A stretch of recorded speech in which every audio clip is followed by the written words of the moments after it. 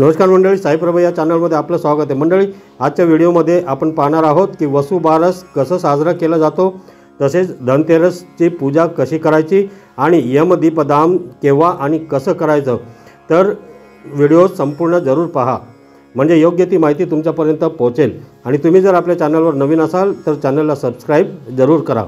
तर मंडळी, आश्विन मध्य द्वादशी ही गोवत्स द्वादशी किंवा वसुबारस म्हणून प्रसिद्ध आहे। या दिवशी गायीची तिच्या पाडसासह पूजा केली जाते। आता पाहूया वसुबारस म्हणजे नेमकं काय। तर प्राचीन काळापासून हिंदू लोक गायीला पवित्र मानत आले आहेत।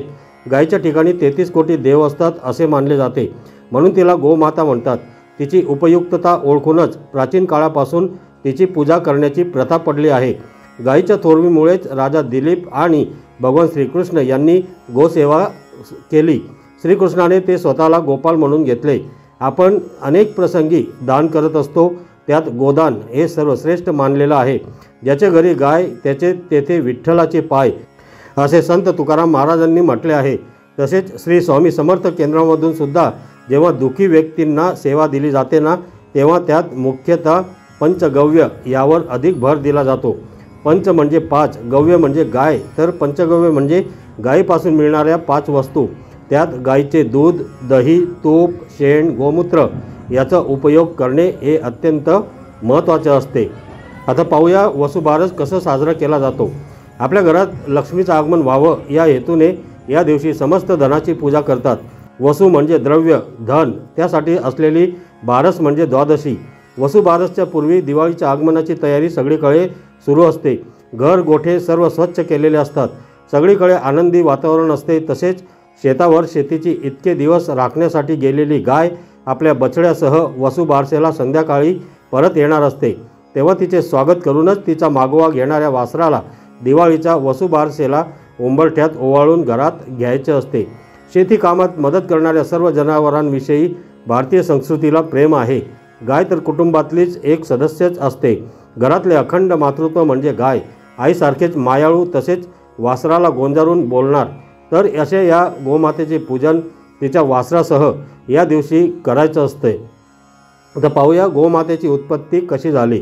प्रजापतीने प्राणीसृष्टी निर्माण केल्यावर थोडे अमृत प्राशन केले आणि त्याच्या नाकातून बाहेर पडलेला श्वास सुगंधी झाला, त्यातूनच गाय जन्माला आली असे म्हणतात। गाय सुगंधातून निर्माण झाली म्हणून तिचे नाव सुरभी असे ठेवले। ही सुरभी गोवंशाची माता आहे। सुरभीने केलेल्या तपाने ब्रह्मदेव संतुष्ट होऊन त्यांनी तिला अमरत्व प्रदान केले आणि त्रैलोक्याच्या वरचा लोक बहाल केला, त्यालाच गोलोक असे म्हणतात। सुरभी गोलोकात आणि तिच्या कन्या पृथ्वीवर राहतात।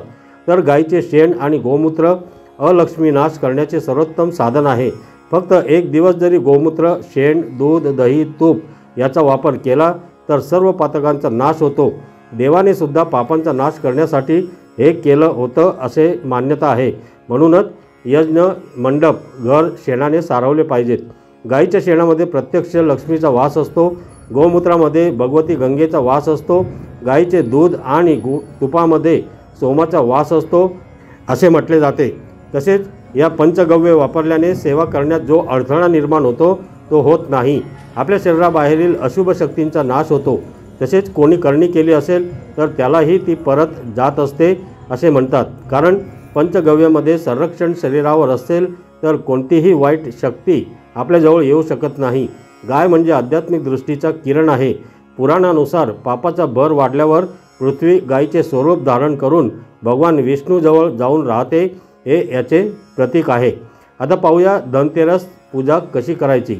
धनत्रयोदशीसुद्धा दिवाळीची जी सुरुवात होते ती वसुबारसपासून होते। त्यानंतर धनत्रयोदशी येते। धनत्रयोदशी किंवा धनतेरस असेही म्हटले जाते। धन म्हणजे फक्त आपली संपत्ती किंवा लक्ष्मी किंवा हे दागिने पैसा असं नसतं, तर सर्वात महत्त्वाचं आपलं धन आहे ते म्हणजे आपलं आरोग्य। आपले जर शरीर चांगलं असेल तर आपल्या सगळ्या गोष्टी चांगल्या होतात। म्हणून आपले शरीर हे आपलं खूप मोठं धन आहे। म्हणून धनतेरसला धन्वंतरी देवाची पूजा करायची असते। धन्वंतरी देवांचा हा म्हणजे विष्णूचा अवतार आहे। धन्वंतरी देव म्हणजे समुद्रमंथनातून जे एक कुंभ घेऊन बाहेर आले होते। जर तुम्हाला फोटो नाही मिळाला तर तुम्ही सुपारीसुद्धा त्यांच्या नावाने ठेवू शकता। तर आपल्याला एक चौरंग किंवा पाट मांडायचे त्यानंतर पहिले दोन्ही बाजूला समया लावायच्या आहेत किंवा तुम्हाला दिवा लावायचा असेल तर तुम्ही दिवा लावू शकता। चौरंग मांडायच्या आधी त्याखाली तुम्ही छान स्वस्तिक काढून घेऊ शकता आणि त्यानंतर त्यावर एक लाल कपडा अंथरून त्यानंतर एका साईडला म्हणजे चौरंग आपण मांडला आहे तर चौरंगाच्या डाव्या बाजूला म्हणजे देवाच्या उजव्या बाजूला आणि आपल्या डाव्या बाजूला आपल्याला एक कळश स्थापन करायचा आहे।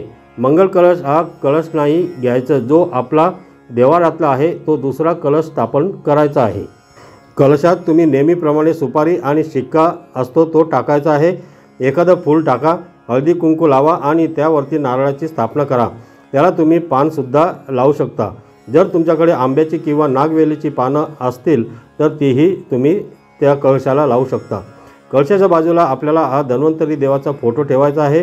त्यानंतर त्याच्या बाजूला जर तुमच्याकडे लक्ष्मी विष्णू देवाची फोटो असेल तर तो तुम्ही ठेवू शकता, नसेल तर काही हरकत नाही आहे। सर्वात पहिले आपण गणपती बाप्पाची स्थापना करायची, ती म्हणजे एका नागवेलीच्या पानावरची तुम्ही सुपारी ठेवा किंवा गणपती बाप्पाची मूर्ती ठेवा, दोन्ही गोष्टी चालतात। त्यानंतर त्याच्या बाजूला तुमच्याकडे जे पण धन असेल, जे आपले दागिने असतील किंवा पैसे असतील तर त्याची तुम्हाला पूजा करायची आहे। धनतेरसला 13 दिवे आपल्याला लावायचे। पूजेच्या ठिकाणी किंवा तुम्ही इतर ठिकाणी ठेवले हे दिवे तरी चालतील। धन्वंतरी देवाचा फोटो आपण आणणार आहेत तर तो देवाऱ्यात ठेवायचा नाही, तो एका व्यवस्थित चांगल्या जागी, जसा आपण सत्यनारायणचा फोटो ठेवतो तो व्यवस्थित घडी करून किंवा कशामध्ये तरी गुंडाळून छान जागेमध्ये ठेवतो तर त्याच प्रकारे तो फोटो ठेवायचा आहे। फक्त धनत्रयोदशी म्हणजे धनतेरसलाच त्यांची पूजा केली जाते। त्यात आणखीन एक गोष्ट मला तुम्हाला सांगायची की या दिवशी तुम्ही तुमच्या तिजोरीला खोलायची आहे आणि तिजोरीच्या बाहेर उत्तरेकडे तोंड करून एक दिवा लावायचा आपण आणि तिजोरीची पूजा करायची, बस इतकंच। आणि थोडा वेळ आपली तिजोरी उघडी ठेवायची आहे। एवढं आपण धनतेरसची पूजा अशा प्रकारे करू शकतो। आता पाहूया यमदीपदान कसं करायचं। या दिवशी यमदीपदानाला खूप महत्त्व आहे। बाकी कुठल्याही दिवशी आपण दक्षिणेकडे दिवा लावून त्याची पूजा करत नाही, पण या दिवशी यमदीपदान करायचं असतं। तर आमच्याकडे अशी पद्धत आहे की धान्य एका प्लेटमध्ये आपण धान्य घ्यायचं आहे। तुमच्याकडे जेही पिकत असतील, म्हणजे आता आमच्याकडे गहू जास्त पिकतो तर आम्ही गहू घेणार, तुम्ही तांदूळ असेल तर तांदूळ घ्या, कुठलेही धान्य घ्यायचं आणि त्यानंतर त्यामध्ये तुम्ही कणकेचा दिवा लावावा किंवा तुम्ही साधी पणती लावली तरी चालेल। त्या दिव्याची वात दक्षिणेकडे तोंड करून लावायचे आणि तिथेही म्हणजे तिथे पूजा करायची आहे, फूल अर्पण करायचे। त्यानंतर तिथे त्या दिव्याकडे हात जोडून आपल्याला नमस्कार करायचा आहे। हा दिवा जास्तीत जास्त वेळ जळला पाहिजे, प्रज्वलित झाला पाहिजे आणि त्यानंतर दुसऱ्या दिवशी हे ताट जे आहे ते आपण डायरेक्ट घरात नाही घ्यायचे, तो पण दिवा किंवा जे पण आहे ना ते तुम्हाला कोणाला तरी दान करायचे, म्हणून त्याला यमदीपदान म्हटले जातं।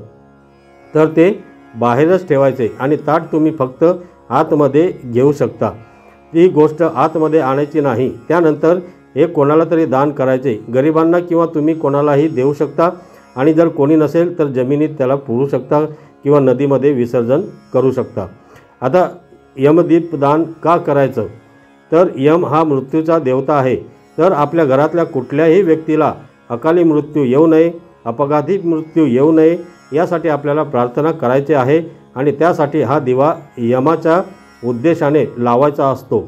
म्हणजे यमदीपदान करायचं असतं तर तुम्ही ही गोष्ट नक्की करा, म्हणजेच यम या मृत्यूच्या देवतेसाठी आपल्याला हा दिवा त्यांच्या पूजेकरता आपल्याला लावायचा आहे।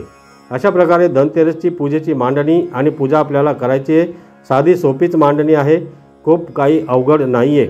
तुम्हाला जसं जमेल आणि जसं समजेल तसं तुम्ही मांडणी करू शकता। कुठली पूजा झाल्यानंतर आपण कधीही देवाकडे क्षमा याचना करायची की हे देवा, आम्ही ही पूजा केली आहे ती तू मान्य करून घे, आमच्या हातून जे पण काही चुकले असेल तर त्यासाठी आम्हाला माफ कर। असं दरवेळेला प्रत्येक वेळी आपण जेव्हा पूजा करतो तेव्हा अशा प्रकारची माफी मागायची असते, म्हणजे आपल्याकडून काही राहिलं तरी ते देव आपल्याला माफ करतात। तर मंडळी, आजच्या व्हिडिओमध्ये एवढंच। हा व्हिडिओ तुम्हाला कसा वाटला कमेंट करून नक्की कळवा। आवडला असेल तर व्हिडिओला लाईक करा, जास्तीत जास्त शेअर करा। म्हणजे प्रत्येकाला याची माहिती मिळेल। आणि असेच छान छान माहितीपूर्ण व्हिडिओ पाहण्यासाठी आजच साईप्रभा या चॅनलला सबस्क्राईब करा।